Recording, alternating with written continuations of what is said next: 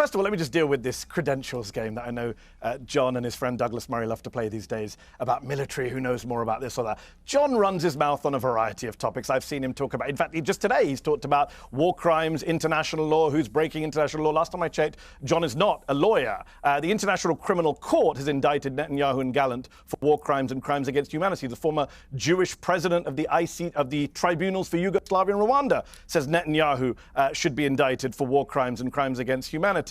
So let's just, we're going to play the expert game.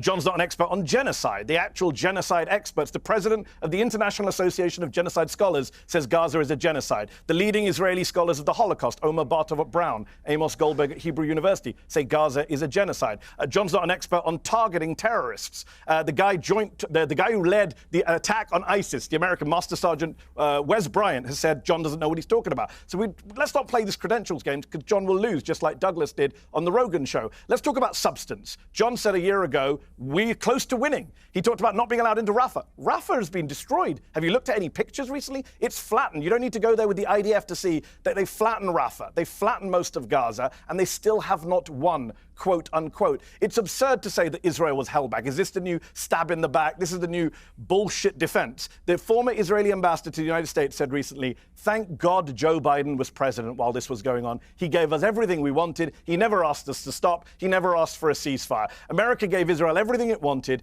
and they went ahead and decided to, you talk about killing Hamas commanders. They dropped two 2,000-pound bombs on October the 31st, 2023, on the Jabalia refugee camp, killing over 100 people, to kill one guy, Ibrahim Biari, who wasn't even there, a Hamas commander. They killed over 100 people with two 2,000-pound bombs, which incinerate everyone within 100 square feet and damage everyone within 1,000 square feet. That is not targeted warfare. That is not proportionate. That is not legal.